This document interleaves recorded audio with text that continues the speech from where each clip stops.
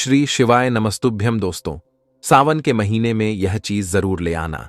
पूरे साल आपके घर में धन की कमी नहीं होगी। भगवान भोलेनाथ की कृपा हमेशा आपके ऊपर बरसेगी। साथ ही साथ सावन के पहले सोमवार में यह 5 गलतियां कभी मत करना। जानिए सावन के पहले सोमवार में व्रत उपवास किस प्रकार से रखें। दोस्तों, सावन का महीना बहुत ही शुभ और मंगलकारी माना जाता है। सावन का हर एक दिन उतना ही पवित्र माना जाता है जितना कि पवित्र गंगा जल। करोड़ों में कुछ खास लोग ही होते हैं जो भगवान शिव की कृपा पाते हैं। सच्चे हृदय से भगवान शिव के भक्ति करने वाला भगवान शिवा का प्रिय भक्ति कहलाता है। अगर आप भगवान शिव से प्रेम करते हैं तो सच्चे दिल से कमेंट बॉक्स में लिखे हर हर महादेव, ओम नमः शिवाय। भगवान शिव के लिए एक लाइक तो बनता है। दोस्तों, सावन का महीना शिव भक्तों के लिए प्यार की सौगात लेकर के आता है। यही वह महीना है जिसे हम प्यार का महीना भी कहते हैं। पक्षियों की चहचहाट मधुर संगीत में बदल जाती है। वर्षा ऋतु का आगमन होता है। प्रकृति जगमग्न हो जाती है। खूबसूरत शब्दों में आपस में बात करती है। साथ ही साथ शिव भक्त बड़े जोरों शोरों के साथ सावन के महीने का बड़े बेसब्री से इंतजार करते हैं। सावन में भगवान शिव धरती पर आकर अपने हर भक्तों के घर में वास करते हैं और उनकी सच्ची भक्ति से धन धान्य करते हैं। सावन का हर एक दिन बहुत ही शुभ माना जाता है। हर एक दिन पवित्र होता है। हर दिन भगवान शिव की पूजा की जाती है। लेकिन सोमवार के व्रत की बात ही कुछ अलग होती है। पवित्र और शुभ दिन होता है। सोमवार का दिन व्रतधारी व्रत रखकर संपूर्ण फलों की प्राप्ति करते हैं और अगले दिन सावन के पवित्र महीने में फिर से सोमवार के व्रत के आने की कामना करते हैं ताकि सावन में हम व्रत का फिर से संपूर्ण पालन और फल जो है प्राप्त कर सकें। दोस्तों, आपको बता दें, इस बार सावन का महीना 2025 में 11 जुलाई शुक्रवार के दिन पड़ेगा। सावन की समाप्ति होगी 9 अगस्त के दिन और सावन के आखिरी दिन शनिवार है। 9 अगस्त के दिन शनिवार को ही सावन समाप्त हो जाएगा। दोस्तों, ऐसे में 9 अगस्त यानी शनिवार के दिन ही रक्षाबंधन का त्योहार मनाया जाएगा। दोस्तों, अब जानते हैं सावन की इस पवित्र महीने में कितने सोमवार पड़ेंगे और आपको कितने व्रत रखने हैं। आइए जानते हैं। सावन मास का पहला सोमवार व्रत 14 जुलाई को रखा जाएगा। सावन का दूसरा सोमवार व्रत 21 जुलाई को रखा जाएगा। तीसरा सोमवार व्रत 28 जुलाई को रखा जाएगा और चौथा व्रत जो है 4 अगस्त के दिन रखा जाएगा और 9 अगस्त को शनिवार के दिन ही रक्षाबंधन के संपूर्ण होने के साथ सावन समाप्त हो जाएंगे। दोस्तों, ऐसे में कुल मिलाकर के 4 सोमवार पड़ेंगे और अंत में 9 अगस्त यानी शनिवार के दिन ही सावन समाप्त हो जाएंगे। दोस्तों, ऐसे में हम जानते हैं सावन के इस पवित्र महीने में कौन कौन सी गलती नहीं करनी चाहिए जिससे कि शिव नाराज ना हो। और सावन व्रत में यह फल तो कभी भी मत खाना, नहीं तो भगवान भोले बाबा आपसे क्रोधित हो सकते हैं। आपका व्रत टूट सकता है। आइए जानते हैं कुछ ऐसी सावधान जिसे भूल कर भी नहीं करना चाहिए। दोस्तों, नंबर 1, शास्त्रों में कहा गया है कि व्रतधारी को उधार मांगकर फल आदि नहीं खानी चाहिए। इससे पाप लगता है और व्रत अधूरा रह जाता है। सोमवार का व्रत हो या कोई भी व्रत हो, पड़ोसी से मांगकर भी कोई भी चीज नहीं खाना चाहिए। जैसे फल वगैरह कुछ भी चीज मांग करके नहीं खाना चाहिए। व्रत में उधार मांगकर खाने से व्यक्ति का व्रत झूठा हो जाता है। ईश्वर की शरण में आने वाले व्यक्ति को झूठ नहीं बोलना चाहिए। कर्ज नहीं लेना चाहिए। चुगली आदि नहीं करना चाहिए। उधार मांगकर भी नहीं खाना चाहिए। अगर आपको कोई अपनी मर्जी से खाने के लिए व्रत में कुछ भी देता है तो उसे आप खा सकते हैं, लेकिन व्रत में कम से कम उधार मांगकर फल आदि नहीं खाना चाहिए। इससे पाप लगता है और व्यक्ति की पवित्रता जो है भंग हो जाती है। दोस्तों, नंबर 2, सोमवार का व्रत हो या फिर श्रावण का व्रत हो, आपको नाशपत्ती नहीं खानी चाहिए। दरअसल इस फल का नाम नाशपत्ती यानी नाश करने वाला होता है, इसलिए इस फल को व्रत में नहीं खाना चाहिए। व्रत आदि को छोड़कर कि किसी और दिन भी आप जो है इसे खा सकते हैं, लेकिन अगर जिस दिन आपका व्रत हो उस दिन नाशपत्ती का सेवन नहीं करना चाहिए। भगवान को भी नाशपत्ती नहीं चढ़ाना चाहिए। दोस्तों, नंबर 3, सिंघाड़े का आटा। सिंघाड़े का आटे खाने से भी आपका व्रत टूट सकता है। आपको बता दें, लंबे समय से रखा हुआ आटा आपका व्रत को जो है भंग कर सकता है। दरअसल पुराने आटे में घुने आदि कीड़े वगैरह पड़ जाते हैं जो ठीक तरह से दिखाई भी नहीं देते हैं। ऐसा आटा खाने पर दरअसल आप मांस का सेवन करते हैं और व्रत में कीड़ा खाने घोर पाप के बराबर माना गया है और आपका व्रत भी भंग हो जाता है। व्रत में ताजा आटा खाना चाहिए। लंबे समय से रखे आटे में कीड़े पड़ जाते हैं, ऐसा कभी भी ना करें। व्रत हमेशा शुद्धता के साथ ही रखनी चाहिए। सावन का महीना बड़ा ही पवित्र महीना माना गया है, इसीलिए यह 5 चीजें जो है भगवान शंकर के पास कभी भी ना रखें। तो चलिए जानते हैं दोस्तों। नंबर 1, जहां रखा हुआ शिवलिंग या महादेव की कोई भी प्रतिमा, तो वहां पर भूल कर भी चप्पल जूते लेकर के नहीं जाना चाहिए। जरा सोचिए, जब आपके कमरे में कोई चप्पल लेकर के प्रवेश करता है तो आपको कितना क्रोध आता है। इसी कारण महादेव भी आपसे नाराज हो जाते हैं और आपको मिलने वाला फल जो है नष्ट हो जाता है। ऐसे में मंदिर में नंगे पांव ही प्रवेश करना चाहिए, क्योंकि चमड़े की चप्पल हमेशा अशुद्ध रहती है। इससे देव शक्ति नाराज होती है। दोस्तों, नंबर 2, अक्सर महिलाओं को मासिक धर्म आ जाता है और वह बिना किसी को बताए पूजा पाठ कर लेती है, जो कि शास्त्रों में वर्णित माना गया है। इस समय महिलाओं को जानकर भी अनजान नहीं बनना चाहिए। अगर आपको मासिक पीड़ा है तो घर में बने मंदिर में या फिर घर के जो मंदिर बाहर है उसमें कभी भी प्रवेश नहीं करना चाहिए। इससे देव शक्तियां जो है नाराज होकर के आपसे क्रोधित हो सकती हैं। ऐसे समय में शिवलिंग को छूना घोर पाप के बराबर भी माना गया है। जरा सोचिए, ऐसे अवस्था में जब महिला को बुरा लगता है तो ईश्वर को कितना बुरा लगेगा। इसलिए महिलाओं को ऐसी अवस्था में मंदिर यात्रा, घर में पूजा पाठ, भगवान शिव की प्रतिमा को छूना या फिर तुलसी में पानी भूलकर भी नहीं डालना चाहिए। तुलसी का पौधा भी सूख जाता है। जब देव शक्तियां नाराज होती हैं तो घर में कंगाली और गरीबी लड़ाई झगड़े होने लगते हैं। ऐसा आप जो है दोस्तों कभी भी ना करें। दोस्तों, नंबर 3, शास्त्रों में बताया गया है कि जहां होता है शिवलिंग तो वहां पर सभी शक्तियां जो है सक्रिय रहती हैं। अगर घर में होता है शिवलिंग तो वह व्यक्ति महादेव की कृपा सदैव पा लेता है। वास्तु शास्त्र के अनुसार शिवलिंग से हर वक्त ऊर्जा का संचार होता रहता है, इसलिए शिवलिंग पर जलाधार हमेशा होनी चाहिए जो ऊर्जा को शांत रखता है। कुछ लोग अपने घर में शिवलिंग तो रख लेते हैं, लेकिन वह 1 हफ्ते के बाद जल चढ़ाते हैं, जो कि बिल्कुल भी अच्छा नहीं माना जाता। अगर आप जल नहीं चढ़ा सकते तो आप अपने घर पर शिवलिंग स्थापित कभी भी ना करें, जो कि गरुड़ पुराण में बताया गया है। इससे उल्टा घर का जो है विनाश होता है।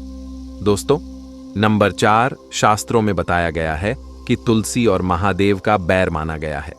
इसी कारण तुलसी में शिवलिंग और गणेश की प्रतिमा कभी भी नहीं रखना चाहिए। कई लोग जाने अजाने में शिवलिंग को जो है तुलसी में रख देते हैं और घर में परेशानियां आना जो है शुरू हो जाती है। इससे महाशक्तियां जो है क्रोधित हो जाती हैं। शिवलिंग पर तुलसी भी नहीं चढ़ाना चाहिए। तुलसी में और शिवलिंग में कुछ दूरी होनी चाहिए। दोस्तों, नंबर 5, घर का मंदिर या बाहर का मंदिर।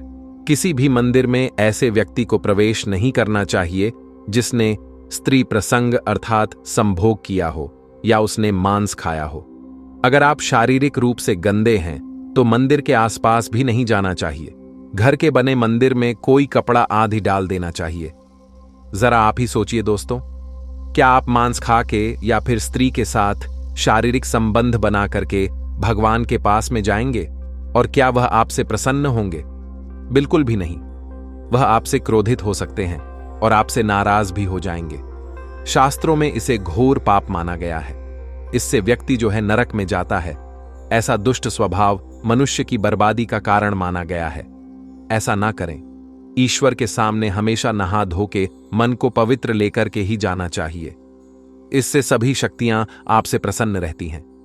दोस्तों, सावन के महीने में महादेव को ऐसे बेलपत्र कभी नहीं चढ़ाना चाहिए। बहुत ही अशुभ माना जाता है। दोस्तों, पौराणिक मान्यताओं के अनुसार बेलपत्र चढ़ाने से शिव जी का मस्तक शीतल रहता है।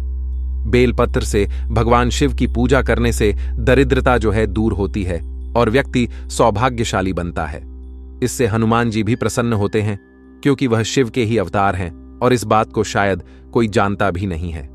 दोस्तों, पहले आप यह जानें कि बेलपत्र का उपयोग और इसके लाभ कैसे मिलते हैं। दोस्तों, नंबर 1, तीनों लोकों में जितने भी तीर्थ स्थल प्रसिद्ध है वे सभी तीर्थ स्थल जो है बेलपत्र के मूल भाग में स्थित माने जाते हैं। इस बात को शायद ही कोई जानता होगा। दोस्तों, नंबर 2, यदि बेलपत्र का वृक्ष घर के बीचों बीच या फिर पूर्व दिशा में लगा हो तो घर में धन धान्य की कोई भी कमी नहीं रहती है और परिजन जो है खुशहाल रहते हैं। दोस्तों, नंबर 3, जो व्यक्ति बेल के वृक्ष के मूल भाग की गंध, पुष्प आदि से पूजा अर्चना करता है उसे मृत्यु के पश्चात शिवलोक की जो है प्राप्ति होती है। दोस्तों, अब जानते हैं बेलपत्र से जुड़ी कुछ खास बातें। चतुर्थी, अष्टमी, नवमी, चतुर्दशी और अमावस्या तिथियों को संक्रांति के समय और सोमवार को बेलपत्र नहीं तोड़ना चाहिए। पूजा से एक दिन पूर्व ही बेलपत्र तोड़ करके रख लें। दोस्तों, आपको बता दें, बेलपत्र कभी भी अशुद्ध नहीं होते हैं। यदि आपको पूजा के लिए नया बेलपत्र नहीं मिल पा रहे हैं तो आप किसी भी दूसरे के चढ़ावे बेलपत्र को स्वच्छ जल से धो करके भगवान शिव को अर्पित कर सकते हैं। दोस्तों, बेलपत्र में 3 पत्तियां होनी चाहिए। कटी फटी पत्तियां वाला बेलपत्र भगवान शिव को अर्पित गलती से भी मत करना। कटी फटी पत्तियां को अर्पित करने से शिव का अपमान माना जाता है और बेलपत्र का भी अपमान माना जाता है। इसलिए बेलपत्र की पत्तियां एकदम साफ होनी चाहिए। दोस्तों, सावन के इस पवित्र महीने में अगर जिस व्यक्ति को 5 संकेत मिल जाए तो इससे यह पता चलता है कि महादेव आपकी भक्ति से बहुत ही प्रसन्न है और आपको धनी होने से कोई भी नहीं रोक सकता। तो चलिए जानते हैं दोस्तों। नंबर 1, एक बैल का दरवाजे पर आना। नंदी महाराज भगवान भोलेनाथ का ही वाहन है। नंदी को भगवान शिव का द्वारपाल भी कहा गया है। नंदी महाराज को बुद्धि और ज्ञान का प्रतीक भी माना गया है। शिव के मंदिर के बाहर हमेशा जो है नंदी महाराज विराजित रहते हैं। लेकिन अगर सावन के इस पवित्र महीने में अचानक से नंदी महाराज आपके दरवाजे पर आ जाए और घर की चौखट को सिंह से मारने लगे, तब आपको समझ लेना चाहिए कि भगवान शिव आपके घर में आने वाले हैं, जो कि यह एक उनके आने का संकेत है। भगवान शिव आपकी भक्ति से बहुत ही ज्यादा प्रसन्न है और आपके घर में खुशियां आने वाली हैं। आपको धनी होने से कोई नहीं रोक सकता। लेकिन याद रहे, नंदी महाराज को तिलक लगा करके मीठा भोग जरूर खिलाएं।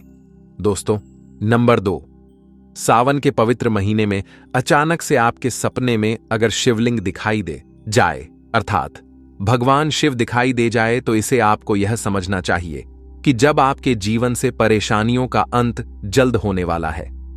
भगवान शिव आपकी सच्ची आराधना भक्ति से बहुत ही खुश हैं और वह आपके घर में आने वाले हैं। ऐसे में याद रहे, शिव की भक्ति में कोई भी कमी नहीं होनी चाहिए। घर को गंदा मत रखना, क्योंकि आपके घर में भगवान शिव आने वाले हैं। दोस्तों, नंबर 3, शास्त्रों के अनुसार माना गया है कि नीलकंठ भगवान शिव का प्रतीक है।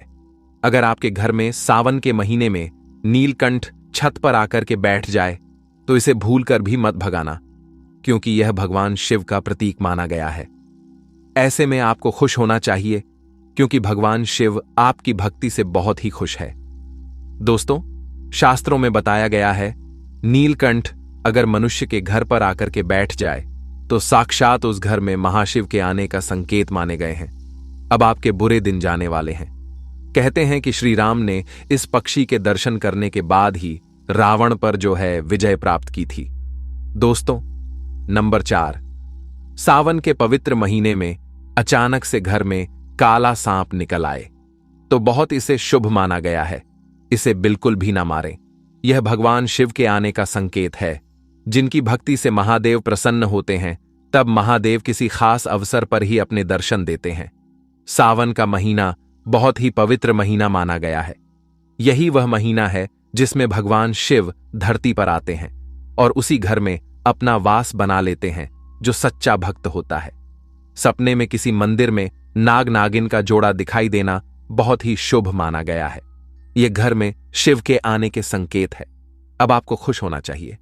भक्तों, अगर अपनी जिंदगी में कुछ नया सीखना चाहते हैं तो इस सावन की वीडियो को पूरा ही देख कर जाना, आधा अधूरा ना छोड़ें और इसी के साथ चैनल को सब्सक्राइब जरूर करिएगा, ताकि आने वाली ज्ञान भरी वीडियो आपको सीधे नोटिफिकेशन के माध्यम से प्राप्त होती रहे। भक्तों, अगर जिस महिला की शादी हो गई है तो ऐसे में अगर आपका पति भी इन 3 चीजों को पहनने के लिए बोले तो आप तुरंत मना कर दें। एक शादीशुदा महिला को भूलकर भी सावन के महीने में इन 3 चीजों को कभी नहीं पहनना चाहिए, नहीं तो आप अपने पति की मृत्यु का कारण बन सकती हैं। आप अपने हाथों से ही विधवा हो सकती हैं। वह तो आज हम आपको इस वीडियो में शादीशुदा महिलाओं से संबंधित खुल्लम खुल्ला साफ साफ 5 से 7 कुछ ऐसे कार्य बताने वाले हैं जो कि हर पति पत्नी को एक बार तो जरूर सुनना चाहिए। इसीलिए आज बिना शर्म किए हुए इस वीडियो को जरूर ही देख लेना, ताकि आप अपनी जिंदगी की बर्बादी का कारण न बने। शादी हो जाने के बाद पति पत्नी 7 जन्मों के लिए एक दूसरे के हो जाते हैं।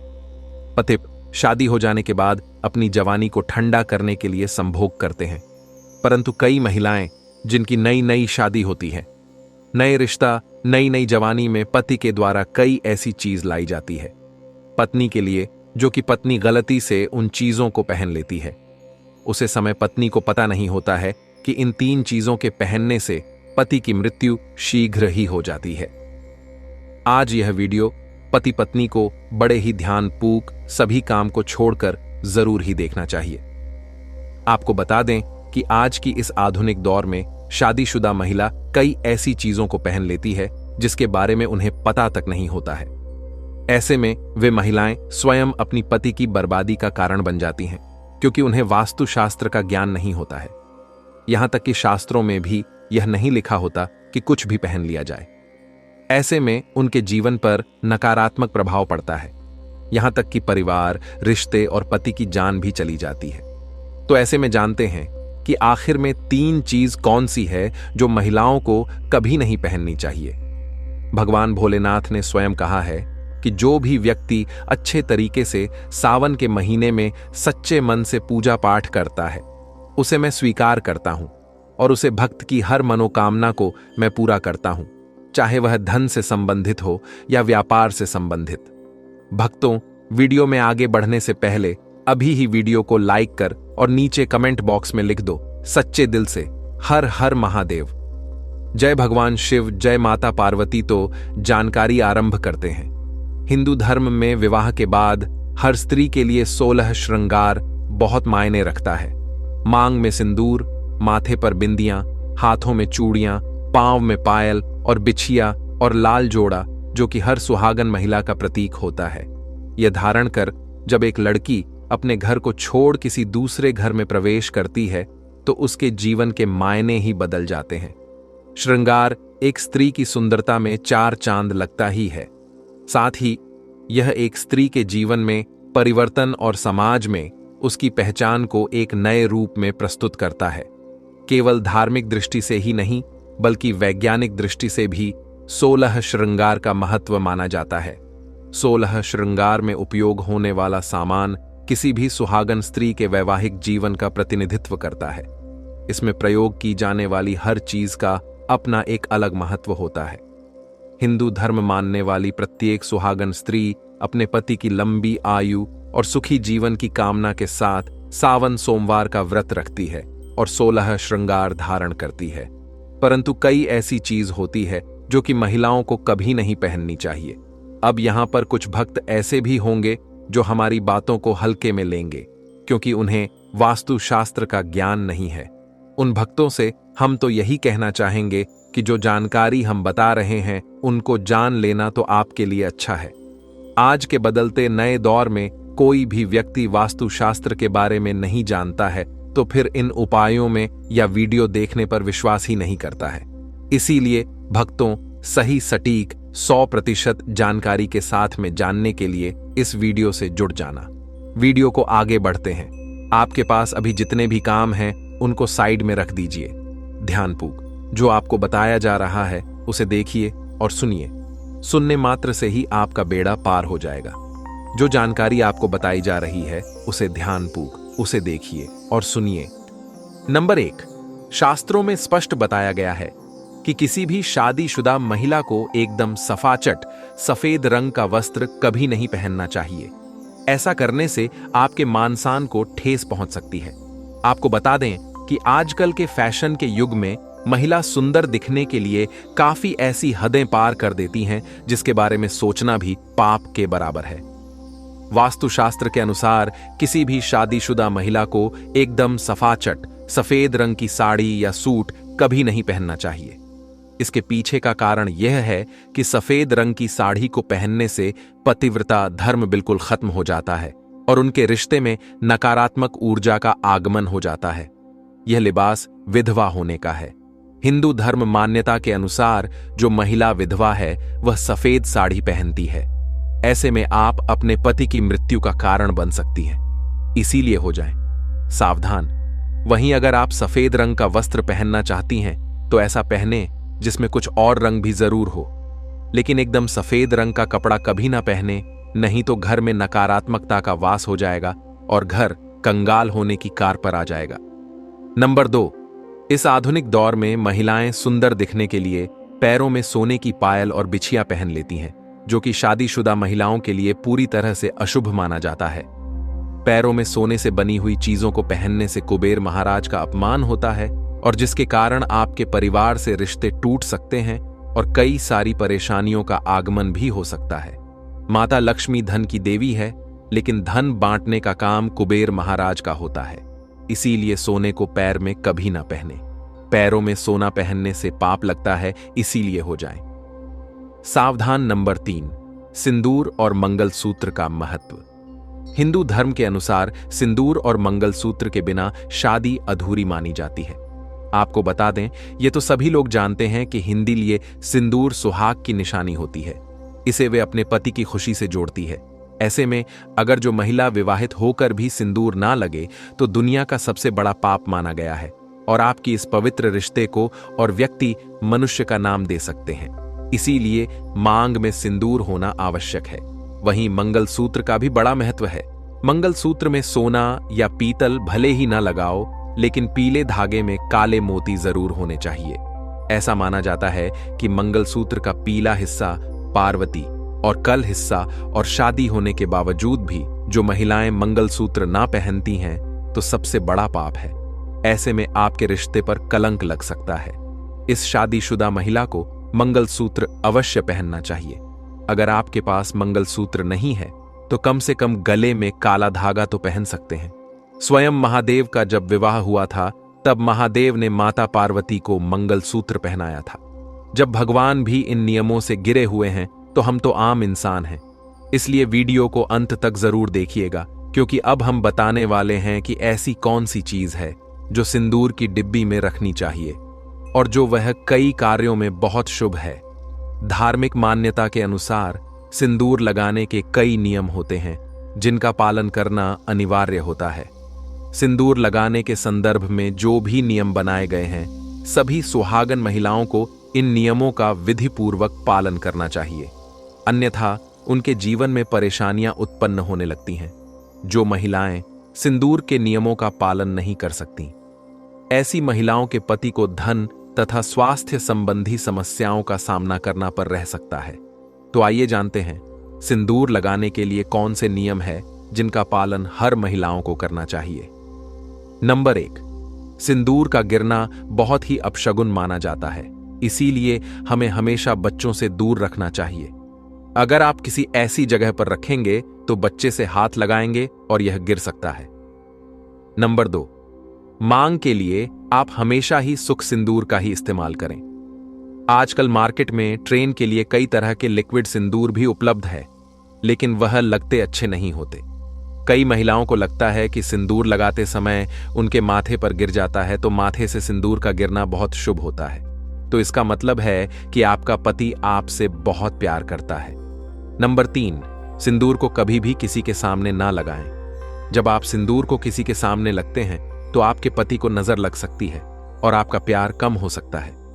ऐसा करने से पति किसी गलत संगत का शिकार हो सकता है। नंबर 4, अगर गलती से कभी आपसे सिंदूर नीचे गिर जाता है तो उसे इकट्ठा करके नली या इधर उधर इकट्ठा करके माथे से लगाकर किसी पेड़ के नीचे रखते हैं। नंबर 5, अगर आप सुख सिंदूर सही तरीके से नहीं लगता है तो आप अपनी उंगलियां माचिस की तीली को थोड़ा सा जिला करके सिंदूर में मिक्स करके माथे पर लगा लें। इससे सिंदूर नहीं फैलेगा और ना ही आपके चेहरे पर गिरेगी।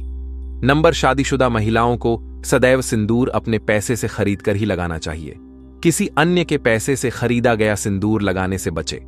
लेकिन वहीं अगर किसी का दिया हुआ सिंदूर अगर कोई महिला लगती है तो इससे बहुत बड़ा अनर्थ हो सकता है, जिसकी आपने कभी अपेक्षा भी नहीं की होगी, और साथ ही धन वैभव की कमी और पति को किसी भी तरह से सफलता ना मिलाना, घर में क्लेश का वातावरण रहना, घर में इस प्रकार का वातावरण बन जाता है।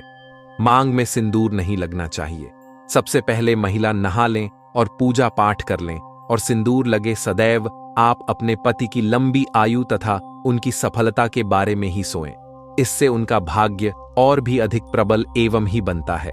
महिलाओं को उपहार में मिले सिंदूर का उपयोग करने से बचना चाहिए, क्योंकि शास्त्रों में उपहार में मिले सिंदूर का उपयोग करना अशुभ है। केवल अपने पति का दिया हुआ सिंदूर ही लगे, जो कि शादीशुदा महिलाओं के लिए बहुत ही शुभ है। नंबर 9, चाहे कितनी भी बड़ी मजबूरी हो, परंतु शादीशुदा महिलाओं को किसी दूसरी महिला के सिंदूर को अपनी मांग में भरने से बचना चाहिए। किसी दूसरी महिला के सिंदूर को मांग में भरना बहुत ही अशुभ होता है। ऐसा करने वाली महिलाओं के पति को धन संबंधी समस्याओं का सामना करना पड़ता है। नंबर 10, घर में अगर किसी भी तरह के सूतक है या आपके पीरियड्स आ रहे हैं तो आप सिंदूर ना लगे, क्योंकि यह सिंदूर का अपमान होता है। ऐसे घर में प्रवेश भी नहीं करती है, जैसे रसोई में जाना, अचार चुन पूजा पाठ करना या मंदिर जाना आदि। दोस्तों, हिंदू धर्म में ऐसी मान्यता है कि पीरियड्स के दौरान महिला द्वारा तुलसी में जल डालने से तुलसी का पौधा सूख जाता है, क्योंकि इस समय महिलाओं के शरीर में ऊर्जा का संचार अधिक होता है। इस ऊर्जा को भगवान सहन नहीं कर पाते, इसलिए पीरियड के दौरान पूजा पाठ करना या मंदिर जाना वर्जित है। दोस्तों, प्राचीन काल में मंत्र कर और अनुष्ठान के बिना पूजा अधूरी मानी जाती थी। इसमें बहुत समय लगता था। दोस्तों, पीरियड्स के दौरान महिलाओं को इतनी देर बैठकर पूजा पाठ व अनुष्ठान करने में समस्याओं का सामना न करना पड़े, इसके लिए उन्हें इन 5 दिनों तक पूजा पाठ से दूर रखा जाता था। दोस्तों, यदि पीरियड के अवधि 7 दिन है तो 8वें दिन मंदिर में प्रवेश किया जा सकता है।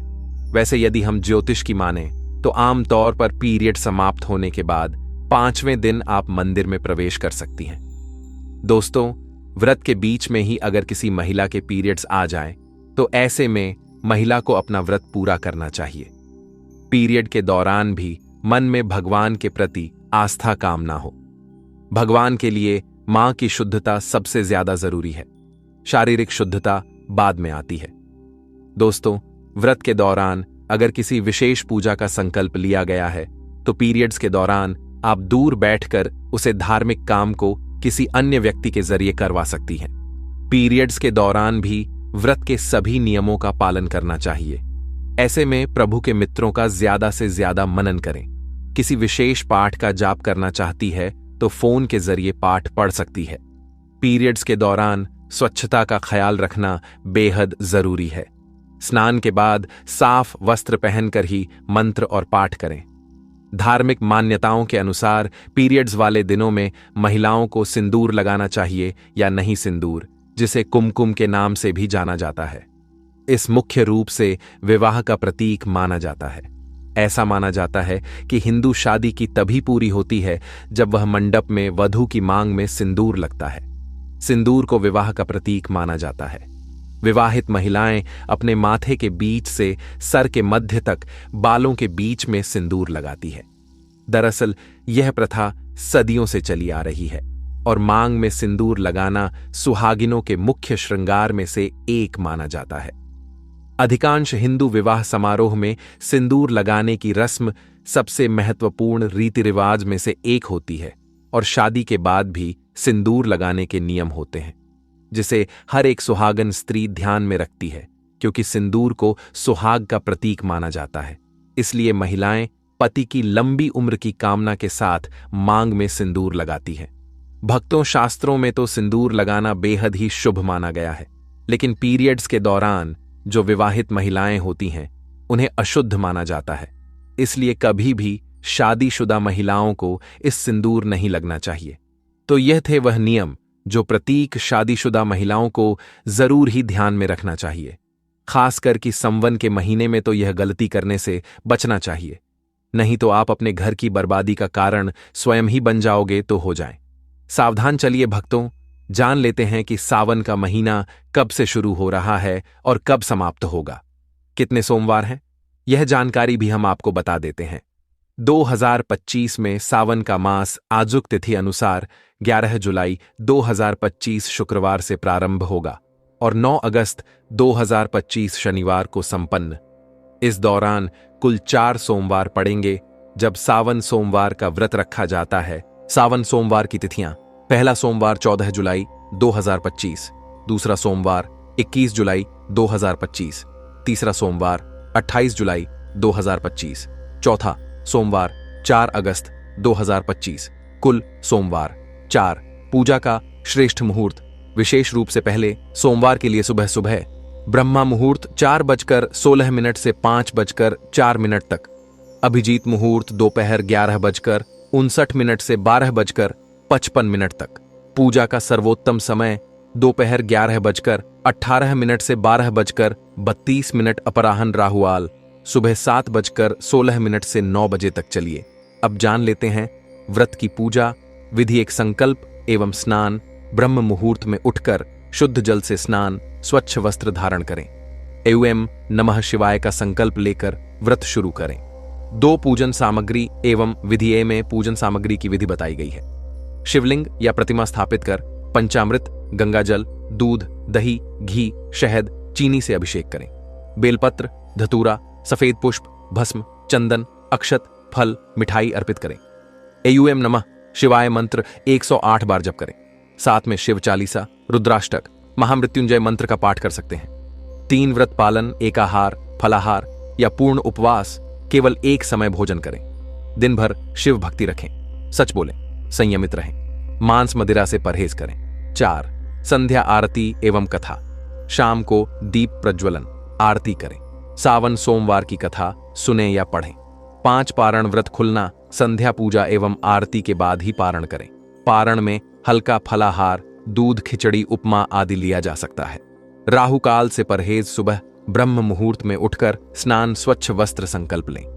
पूजन स्थल शिवलिंग अथवा प्रतिमा पर पंचामृत से अभिषेक, अर्पण बेलपत्र, धतूरा, सफेद फूल, अक्षत, पंचामृत, फल, मिठाई आदि जप पाठ: ओम नमः शिवाय 108, शिव चालीसा, रुद्राष्टक, महामृत्युंजय मंत्र, संध्या दीप, दीपक, धूप, आरती, कथा पाठ, श्रवण, पारण। शाम पूजा पश्चात एकाहार, हल्का फलाहार करना है। सनातन मान्यता अनुसार सावन सोमवार व्रत से मनोकामनाएं पूर्ण होती हैं, संतान, सुख, समृद्धि, वैवाहिक मर्यादाएं बढ़ती हैं। पुराणों के अनुसार अविवाहित कन्याएं तथा विवाहित महिलाएं विवाह, सस्नेह संबंध एवं परिवार कल्याण हेतु यह व्रत करती हैं।